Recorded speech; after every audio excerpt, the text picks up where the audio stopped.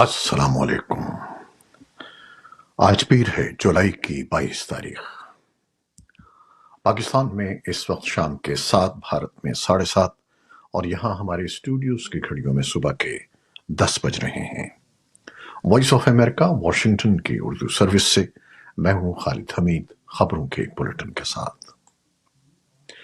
امریکہ، پاکستان، بھارت، بنگلہ دیش اور غزہ کی تازہ ترین صورتحال اور دنیا بھر سے اہم خبریں آج کے بلیٹن میں شامل ہیں۔ صدر جو بائیڈن نے اس سال نومبر میں ہونے والے انتخابات میں حصہ لینے سے دستبرداری کا اعلان کر دیا ہے۔ الیکشن کی دوڑ سے الگ ہونے کے اعلان کے بعد بائیڈن نے نائب صدر کاملا ہیرس کے لیے اپنی حمایت کا اعلان کیا۔ بائیڈن نے مختصر پیغامات کے پلیٹ فارم ایکس پر پوسٹ کیے جانے والے اپنے ایک بیان میں کہا ہے کہ آپ کے صدر کے طور پر خدمات انجام دینا میری زندگی کا سب سے بڑا احساس رہا ہے۔ انہوں نے کہا کہ مجھے یقین ہے کہ میری پارٹی اور ملک کے بہترین مفاد میں ہے کہ میں صدارتی دور سے دستبردار ہو جاؤں اور اپنے عہدے کی باقی مدت کے لیے بطور صدر اپنے فرائض کی ادائیگی پر توجہ مرکوز کروں۔ امریکہ میں انتخابی تحریک کا رخ اس وقت امریکی نائب صدر کاملا ہیرس کی طرف مڑ گیا جب صدر جو بائیڈن نے صدارتی مہم سے دستبردار ہونے کا اعلان کیا۔ اس کے بعد سے ڈیموکریٹک قانون سازوں، گورنرز اور مالیاتی عطیہ دہندگان نے نومبر کے انتخابات میں پارٹی کے صدارتی امیدوار بننے کے لیے کاملا ہیرس کی حمایت کا اظہار کیا ہے۔ ڈیموکریٹک پارٹی کے سینئر رہنماؤں نے بائیڈن کے فیصلے کا خیر مقدم کیا ہے۔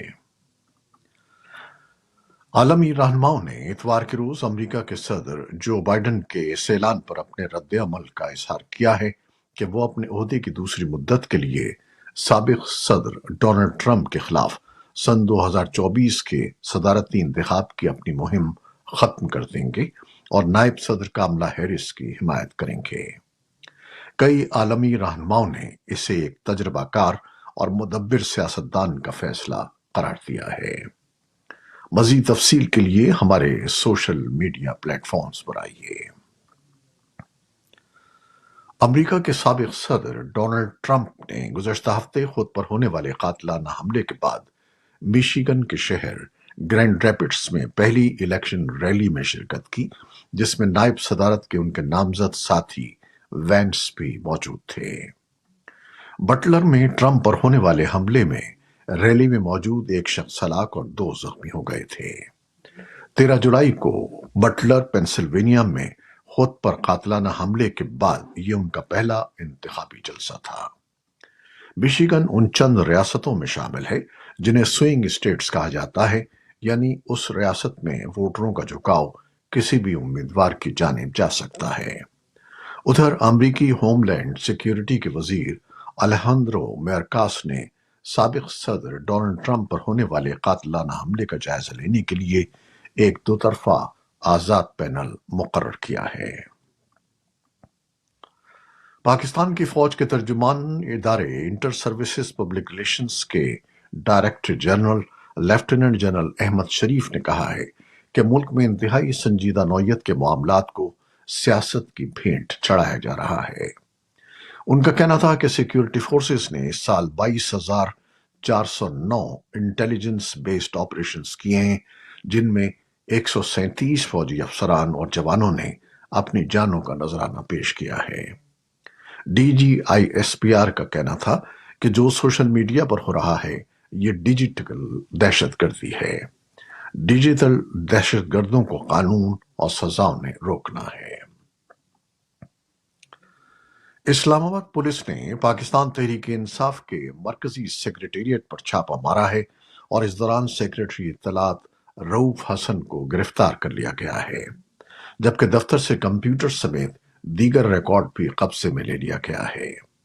پولیس کا کہنا ہے کہ ڈیجیٹل میڈیا مرکز انٹرنیشنل ڈس انفارمیشن کا مرکز بنا ہوا تھا۔ پاکستان مخالف اور ملکی سالمیت کے خلاف پروپیگنڈا کیا جا رہا تھا۔ پولیس نے اس واقعے کی نہ صرف میڈیا کی کوریج کی اجازت نہیں دی اور فوٹیج بنانے نہیں دی، بلکہ ویڈیو بنانے کی کوشش پر میڈیا کے نمائندوں کے موبائل فون بھی چھین لیے گئے۔ پاکستان نے جرمنی کے شہر فرینکفرٹ میں قائم قونصل خانے پر مبینہ حملے کی شدید مذمت کی ہے۔ پاکستان کی وزارت خارجہ کی جانب سے اتوار کو جاری کردہ بیان میں کہا گیا ہے کہ وینا کنونشن کے تحت یہ میزبان حکومت کی ذمہ داری ہے کہ وہ قونصل خانے کے احاطے کے تقدس کا تحفظ کرے اور سفارتکاروں کی حفاظت کو یقینی بنائے۔ وزارت خارجہ کی جانب سے جرمن حکومت سے احتجاج بھی کیا گیا ہے۔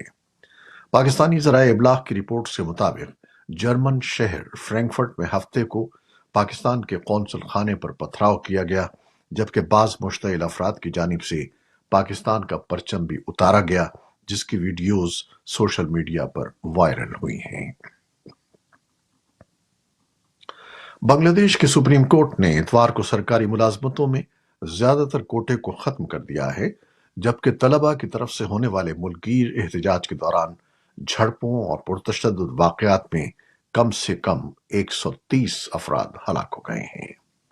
ادھر طلباء کے ایک رہنما نے ملازمتوں کے خلاف مظاہروں کو آئندہ 48 گھنٹوں کے لیے معطل کرنے کا اعلان کیا ہے۔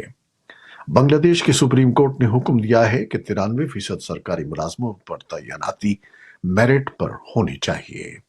اس بات کی تصدیق بنگلہ دیش کے اٹارنی جنرل نے خبر رساں ادارے رائٹرز سے گفتگو میں کہی ہے۔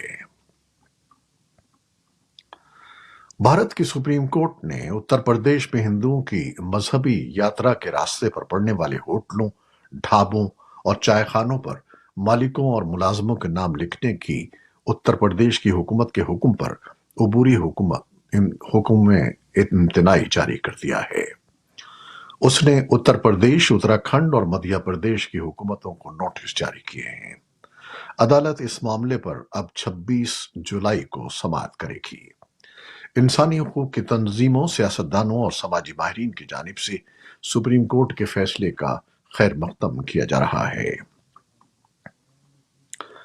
اسرائیلی فوج نے غزہ کی پٹی کے ایک حصے کو خالی کرنے کا حکم دیا ہے، جسے اس نے انسانی ہمدردی کا زون قرار دیا ہے۔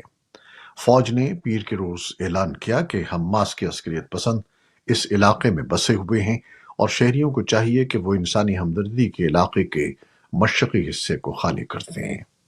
یہ اعلان ایک ایسے وقت میں سامنے آیا ہے جب اسرائیلی وزیر اعظم بنیامن نیتن یاہو پیر کو امریکہ کے لیے روانگی کی تیاری کر رہے ہیں۔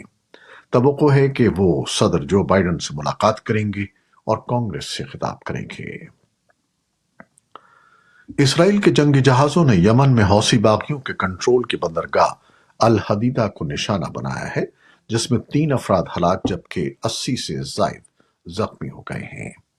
حوثی باغیوں کے کنٹرول کے خبر رساں ادارے سبا نیوز نے محکمہ صحت کا حوالہ دیتے ہوئے رپورٹ کیا ہے کہ اسرائیل کے حملے میں 3 افراد ہلاک جبکہ 87 زخمی ہو گئے ہیں۔ غزہ میں طبی ماہرین نے پیر کو بتایا کہ خان یونس کے قریب اسرائیلی ٹینکوں کی گولہ باری اور فضائی حملوں میں کم از کم 37 فلسطینی جاں بحق ہو گئے ہیں۔ روس کے کراسنو ڈار علاقے میں حکام نے پیر کو کہا کہ یوکرین کے ڈرون حملے میں ایک آئل ریفائنری کو نقصان پہنچا۔ روس کی وزارت دفاع نے پیر کو اطلاع دی کہ روس یوکرین کی سرحد کے ساتھ اور اس کے آس پاس کے علاقوں میں گزشتہ رات 75 یوکرینی فضائی ڈرون تباہ کیے گئے، جن میں 8 کراسنو دور کے اوپر تباہ ہوئے۔ ادھر یوکرین کی فوج نے پیر کو کہا ہے کہ اس کے فضائی دفاع نے گزشتہ روز روس کے 16 ڈرونز کو تباہ کر دیا ہے۔ کرملن نے پیر کو کہا کہ فرانس کی طرف سے پیرس سن 2024 اولمپکس کے لیے کچھ روسی صحافیوں کو اجازت نامے دینے سے انکار کا فیصلہ ناقابل قبول ہے، اور فرانسیسی حکام پر الزام لگایا ہے کہ وہ میڈیا کی آزادی کے حوالے سے اپنی ذمہ داریوں کو نبھانے میں ناکام رہے ہیں۔